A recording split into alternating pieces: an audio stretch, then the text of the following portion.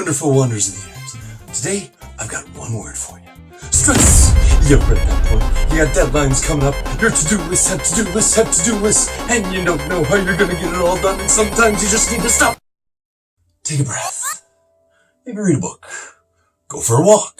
Or, if you're like me, you like to get those good vibes from a good video game that can override all that stress by letting you get lost in its world.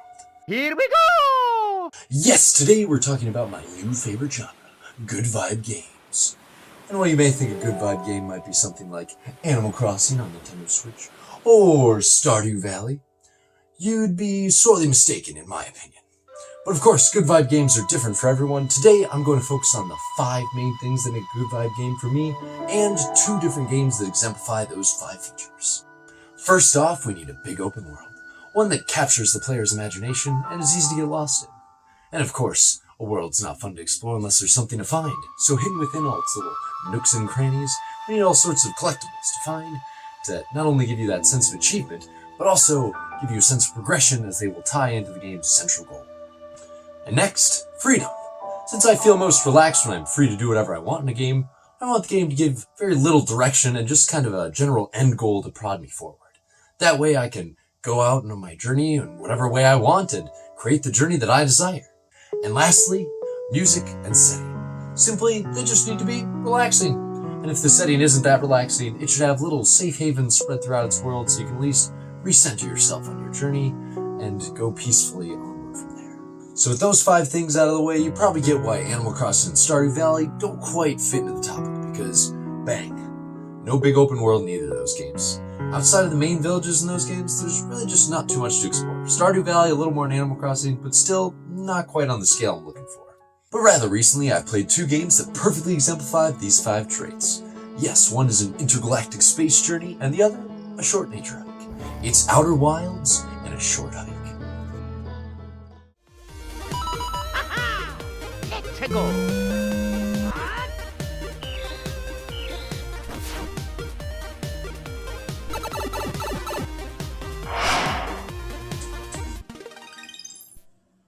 So these 2 games have 2 big, very open worlds that are very different, but generally accomplish the same goals. Outer Wilds takes place as you start your space journey as a new astronaut, as part of this weird alien race.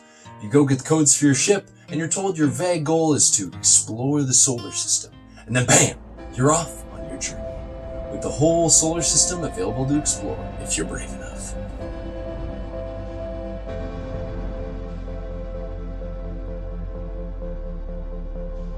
Immediately, you can pull up a map, which shows you there are 5 main planets to explore, and each one is a sort of puzzle for you to overcome, as you have to find out the best way to explore the planet and find the secrets it's hiding. And the variety is nothing to scoff at either. But I don't want to go into too much detail, because discovery is half the fun in this game. But just let it be known, there's a lot of world to discover out there. Meanwhile, a short hike has even less setup to its world. You start out in a car, and you get to listen to a short dialogue between the 2 characters about getting away from the city, all the stress, yada yada. Oh, would you look at that? That's what we're doing right now. And then a door slams, bam! Here you are on your own little nature preserve, with little to no direction. And again, you're free to explore a large mountain area in whatever direction you want. What's neat about this mountain is that unlike a game like Outer Wilds, where you have a general idea of how large the world is thanks to the map, a short hike has no map. Who needs a map? So you have no idea how tall this mountain is, and how close you are to the top. And again, discovery is part of the magic of this game, so I won't show too much of the mountain. But instead, I'll just say the way the game lays out its characters and environments makes the mountain feel very alive with life, and feel very cozy, like a little community where everyone is willing to give you advice on your journey, or just a quick conversation. So the worlds capture my attention, but what I really appreciate is the freedom offered here, from the lack of expectation at the beginning. Both games simply let you loose in their world and leave it up to you to decide what you want to do almost immediately. For Outer Wilds, you can decide whether you want to go straight to the spooky dark bramble at the corner of the galaxy, or maybe you want to track down a fellow explorer using your signal scope. The point being is it's simply up to you what your current goal is, and that is exactly the freedom I want. And a short hike is pretty similar, where it lets you talk to your aunt who will suggest that you climb the mountain, or you can just go in the opposite direction and ignore it completely. It's great! There's no waypoints, no markers, you just go, explore, and have fun. This may seem like a small thing, but like I said earlier, it's probably the most important factor in a good vibe game. because it simply sets up the game to be such a relaxing experience. Real life is full of expectations, but when you take away things like direction and expectation, it really makes it feel like you're able to create your own adventure and at whatever pace you want. And being able to take things at your own pace really puts me at ease. So running around a huge world is nice, but does it mean anything if there's nothing to find? But worry not, both these games deliver collectibles in spades, but in very different and unique ways. Outer Wilds' solar system is filled with mystery, as we're told very little about it from the outset, as you discover new locales and writings that all allure to this greater mystery that I dare not spoil. But each time you discover something new, it's put in your ship's logbook, which acts like a detective's investigation board. Starting out as a bunch of random disconnected facts that will slowly connect to each other as you develop the game's overarching lore. Some of this collectible lore is just sitting out in the open, waiting to be read, but on many occasions, they're hidden behind many of the game's puzzles, many of which that have their solution hidden in the game's lore itself. And quick spoiler alert, as I talk about a couple specific instances in the game where this happens, so if you want to skip ahead, here's a little time card here. I'll just talk about those and then we'll get right back into it. So anyway, as you play the game, you'll slowly come to understand that each planet acts differently as the passage of time moves on. Like the brittle planet that slowly crumbles away, revealing more of its inside, or the ashen fire twin planets that exchange sand, which reveals one planet as time goes on and hides the other one.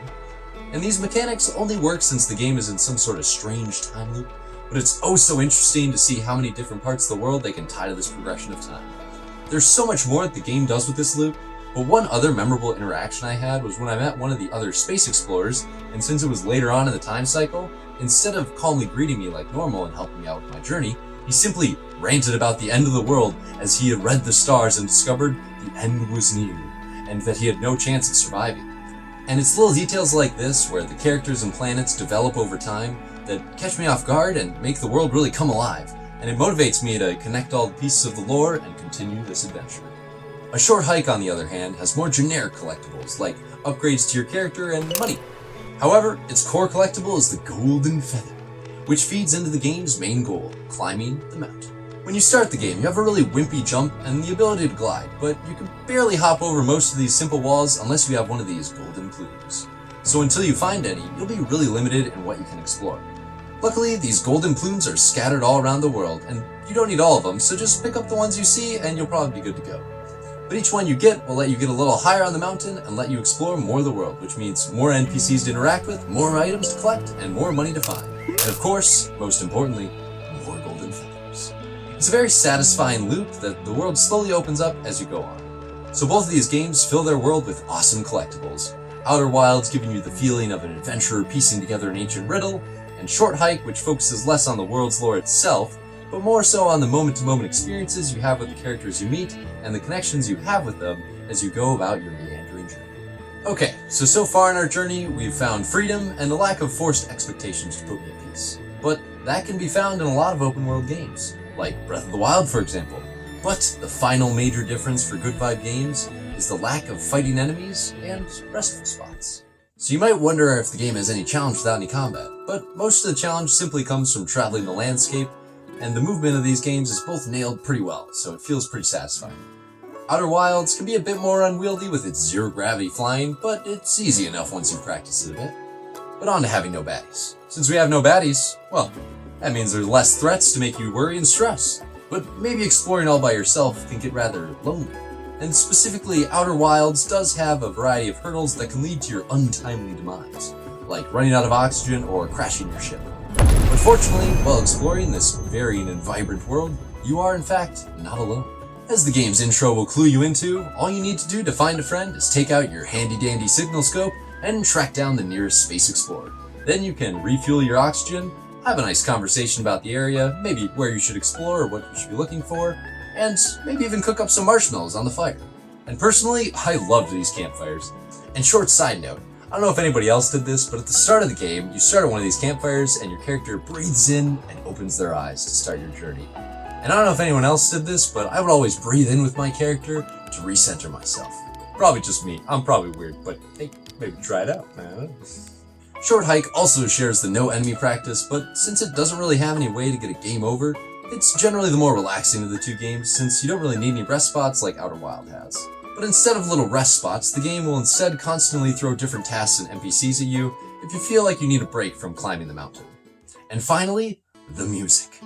The way it's used in Outer Wilds is really brilliant, as you start by hearing it as the relaxing tune in the starting town. Then, as I mentioned earlier, scattered throughout the game are your fellow explorers, who you can find with your handy-dandy signal scope, and they each play a piece of this safe song, signifying that even though you may feel all alone in space, there are many safe havens within. And that feeling of never truly being alone keeps me at peace, even when I'm traveling into the unknown depths of space. A Short Hike soundtrack didn't leave quite as strong of a mark on me, with its songs simply gently playing in the background, but I think this is rather fitting because it parallels what real nature is like, with the sounds simply coming and going without any demand that you take notice of them, the music gently complementing the experience without getting in its way. So, good vibe games to me are that perfect mix of an open world filled with the freedom to choose my own path, a path that wherever I go will reward me in some way and give me reasons to explore more. It sets up my adventure quickly in a peaceful setting and is accented with relaxing music to put me at ease on my journey. So, have you been feeling stressed? If so, maybe try booting up one of these games, or boot up an old classic game of your own. And if you have any other good vibe games that you enjoy, leave them down in the comments below. And don't forget, as you boot up the game, to take a deep breath in, enjoy the journey, and of course,